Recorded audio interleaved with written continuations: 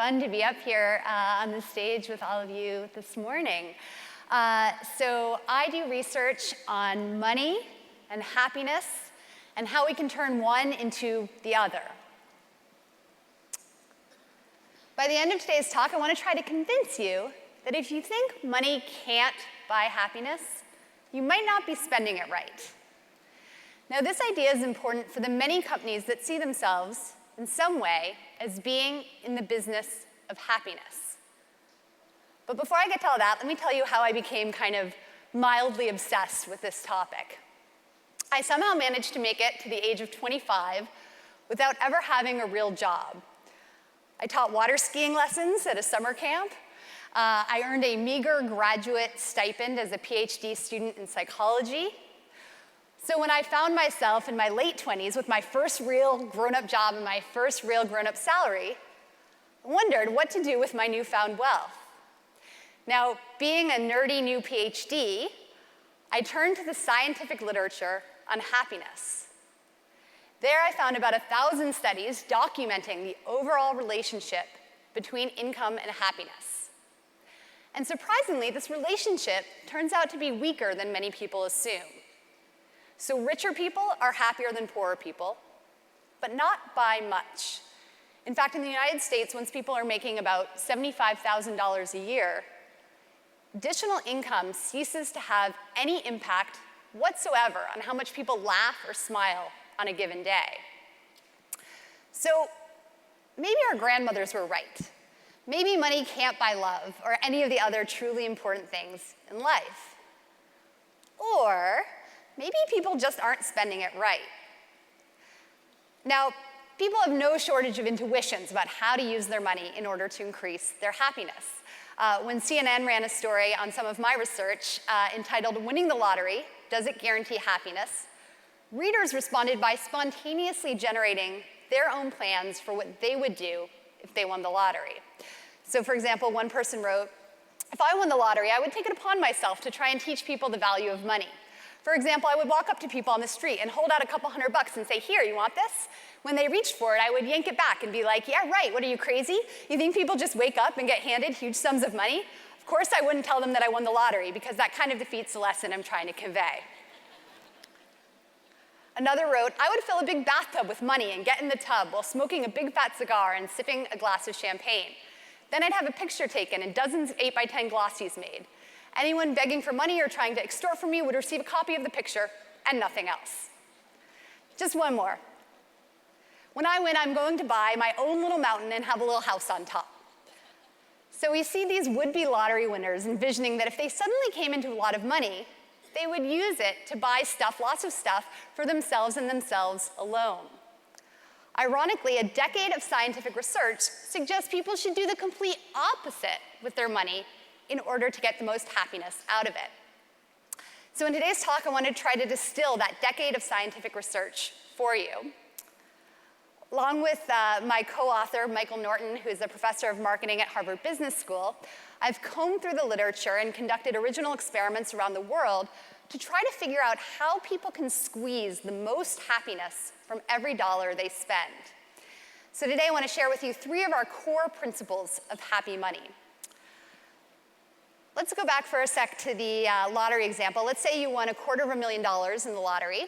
You could use it to upgrade from, say, a cramped 3-bedroom condo on the outskirts of Boston to a more spacious home on a leafy street in the suburbs. Or, for about the same price, you could buy a ticket to space on Virgin Galactic. Virgin Galactic is currently selling tickets for the first commercial space flights, tentatively scheduled to begin at the end of this year. Now, I think any sane financial planner would tell you to invest in the upgraded home rather than the ticket to space. Surprisingly, research on happiness points to the opposite conclusion. Study after study shows that people get more happiness and more lasting happiness from buying experiences like dream vacations and special meals than from buying material things, from couches all the way to houses. But before I try to convince you that a ticket to space might be a perfectly reasonable expenditure, let me first try to suggest that that house in the suburbs might not make you happy.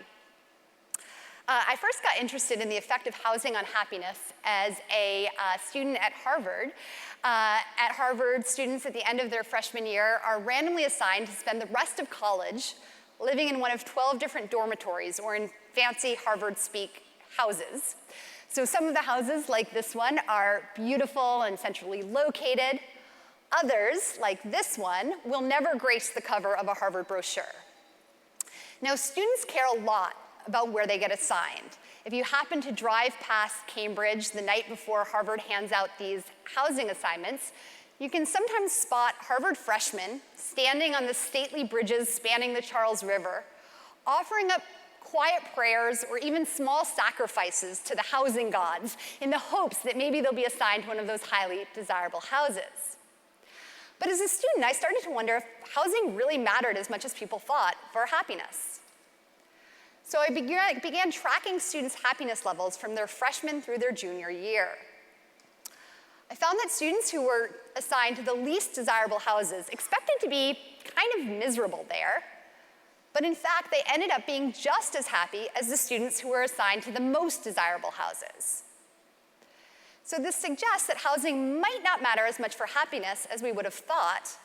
Of course, as most new Harvard grads quickly discover, Harvard is not the real world. But research out there in the real world is increasingly pointing to the conclusion that housing doesn't have as much of an impact on happiness as we might expect. So for example, researchers in Germany recently tracked thousands of people who moved to a new home because there was something about their old home they didn't like. Now, at first glance, it seems like moving worked out pretty well. After moving, people exhibited a significant increase in satisfaction with their housing. But their satisfaction with their lives didn't budge. So this work, along with other research, suggests that when it comes to happiness, moving to a newer, nicer home might be overrated. So let's take a second look at that ticket to space. If you go to Virgin Galactic's website and download their brochure, you'll see pages and pages of beautiful shots of the Earth from space, futuristic images of suborbital space travel.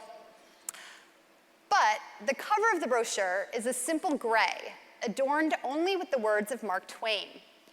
20 years from now, you will be more disappointed by the things you didn't do than by the ones you did do. Now, this is clever marketing. If you want to convince people to plunk down $250,000 for something that doesn't quite exist yet, you better convince them they won't regret it. But it also turns out to be true. When people are asked to look back on their past spending decisions, their biggest regrets have to do with the experiences they didn't buy.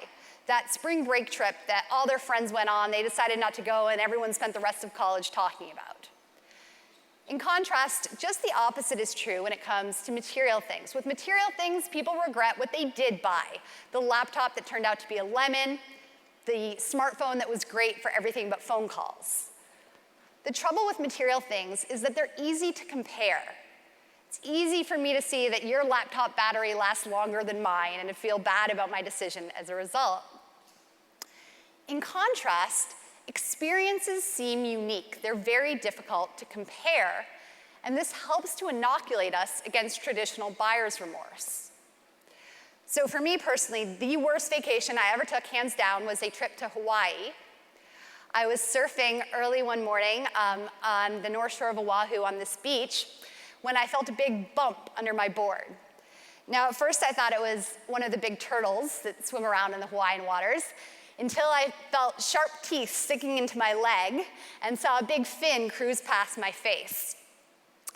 So this 10-foot shark, which was either a great white or a tiger, depending on which shark expert you consult, circled me for a while. Then it eventually left, but still, no question, worst vacation ever. But at least it was unique, and it does make a good story. And in fact, that turns out to be another reason why experiences seem to provide more happiness than material things. Experiences make good stories, and in fact, people are liked better when they talk about their experiential purchases than when they talk about their material purchases.